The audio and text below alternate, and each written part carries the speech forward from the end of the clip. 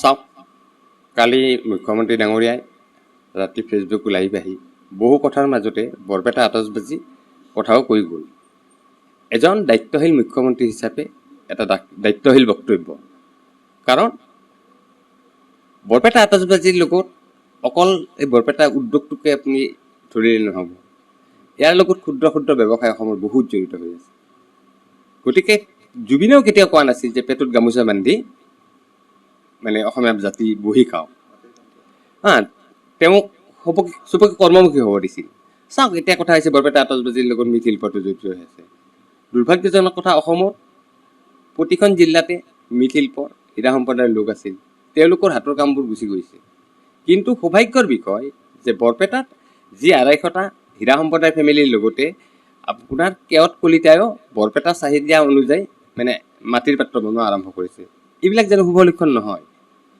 এই মানুহখিনিতো বৰপেটা আতচবাজিৰ ওপৰতে জড়িত হৈ তেওঁলোকৰ সংসাৰ চলি আছে, পোহপাল দি আছে। গতিকে যদি এই বৰপেটা আতচবাজি উদ্যোগটো এই বছৰ আমি ব্যৱসায় কৰিব নোৱাৰোঁ, তেতিয়াহ'লে আমি সিহঁতক পইচা ক'ৰ পৰা দিম? সিহঁতৰ ফেমিলিৰ পোহপাল কোনে দিব? তাৰ দায়িত্ব কোনে ল'ব? দল সংগঠনে ল'ব? সেইকাৰণে কৈছোঁ, মুখ্যমন্ত্ৰী যিটো বক্তব্য কৰিছে আমি আদৰণি জনাইছোঁ। এজন দায়িত্বশীল মুখ্যমন্ত্ৰী হিচাপে এটা দায়িত্বশীল বক্তব্য ৰাখিছে। তেখেতে নিজে কৈছে যে মই বৰপেটা আতচবাজি ক্ৰয় কৰিম, নিজে জ্বলাম। ইয়াতকৈ আৰু গৌৰৱৰ কথা একো হ'ব নোৱাৰে। ইয়াক লৈ বহুত তুলঙা মন্তব্যও হৈছে।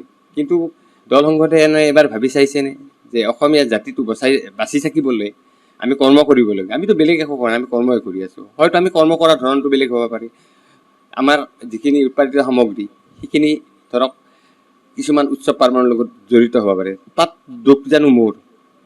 আমাৰ বৰপেটা আতচবাজি শিল্পীখিনিৰ দোষ জানো? গতিকে আজি জুবিন গাৰ্গৰ মৃত্যু হৈছে, আমিও মৰ্মাহত। ৰাতিপুৱা ফেচবুকটো চাব নোৱাৰি, চকুৰ পানী ওলায়। জুবিনৰ ন্যায় আমিও বিচাৰোঁ। সেই কালপিতকেইটা শাস্তি, ভয়ানক শাস্তি হওক, সেইটো দাবী আমিও কৰোঁ। কিন্তু সেই বুলিতে পেটত গামোচা বান্ধি সংগ্ৰামটো নচলে না। কৰ্ম কৰিবই লাগিব। আৰু আমাকতো বহি খোৱাৰ কাৰণে কোনো পইচা নিদিয়ে। আৰু আমি সেই মনোবৃত্তি নহৈও আজি জন্ম হওঁতে এক ব্যৱসায়ৰ লগত জড়িত। আমি প্ৰতি বছৰে দীপাৱলীটো উদযাপন কৰি আছোঁ। এইটো তাৰ পাবত গজা এটা উদ্যোগ নহয়, এইটো ১৪০ বছৰ পুৰণি এটা উদ্যোগ। গতিকে এই উদ্যোগটোক জীয়াই ৰাখিবলৈ অসমৰ ৰাইজৰ সহায় সহযোগিতা লাগিবই।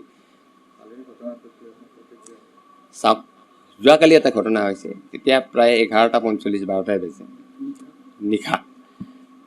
৪জন ল'ৰা আহিছে। আহি ইয়াত বিৰাট উৎপাত। আতচবাজি বিক্ৰী কৰিব নিদিয়ে, কিবা নিদিয়ে। একতা যুৱ মঞ্চ নেকি আৰু বীৰ লাচিত সেনাৰ বুলি সিহঁতে পৰিচয় দিছে। কিন্তু এতিয়া চাওক, ৰাতি প্ৰায় ১২টা বজাত কোনোবা দল সংগঠনৰ ল'ৰা আহে নেকি এটা অনুষ্ঠানলৈকে?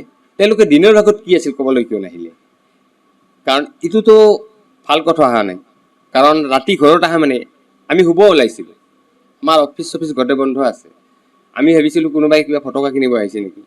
আমি অফিচ চফিচ খুলি যে দেখা পাওঁ, সিহঁতৰ তাৰমানে যিটো মানে ভংগীমা, আৰে তোমালোকে ইমানেই জুবিন প্ৰেমী হ'লানে? কিয়? জুবিনকতো মই সেই তুমি মোৰ মাথো মূৰৰ পৰাই পাইছোঁ। জুবিনৰ লগত কিমানখন চিনেমা কৰিছোঁ। মিছন চাইনা শ্বুটিং যিটো বিগ বাজেটত জুবিনে কৰিছিল, তাত বহিৰাজ্যৰ পৰাও টেকনিচিয়ান আনিব পাৰিলে হয়। কিন্তু জুবিনৰ এই অসমীয়া জাতীয় চেতনা বোধ আছিল কাৰণে সেই বৰপেটাৰ আতচবাজি শিল্পীৰ দ্বাৰাই মিছন চাইনা চিনেমাখন কৰিছিল। গতিকে এইবিলাক কথা কিয় পাহৰি যায়? জুবিনে কি কৰিছিল, জুবিনৰ আদৰ্শ কি আছিল, সেইখিনি কথা অলপ কিয় দল সংগঠনে মনত নাৰাখে? কাৰণ এতিয়া তেওঁ হিতে বিপৰীতে আছে। জুবিনে যিটো বিচাৰিছে তাৰে গোটেই ওলোটা খৰ মাৰি আছে। এনেকৈ জানো জুবিনৰ আত্মা শান্তি পাব? কাৰণ এইবিলাক বেয়া কথা হৈছে। মই কোনো দল সংগঠনৰ মই বেয়া নাপাওঁ, কিন্তু কথা হৈছে কি, কিবা ক'ব লগা আছে দিনৰ পোহৰত আহক। ৰাতি ডকাইতৰ নিচিনা কিয় আহিছে? কাৰণ আমাৰো ল'ৰা ছোৱালী আছে, মাইকী মানুহ আছে। এই গুণ্ডাৰ নিচিনা ৰাতি ১২টা বজাত আহিব, আহি পেলাই আমাক ধমকি দিব। তাকলৈকে আপোনাৰ ক'ব গ'লে ভাষাটো বেয়া শুনি মুছলিম সম্প্ৰদায়ৰ ল'ৰা। আমাৰ কি এতিয়া উৎসৱটো পাতিব লাগিলে হিন্দুৰ, আমি বেলেগ সম্প্ৰদায়ৰ মানুহক ক্ষতি কৰিব লাগিব? সিদিনা কৈছে আপোনাৰ হোজাইৰ একজন মৌলানাই যে দীপাৱলী বন্ধ কৰিব লাগে।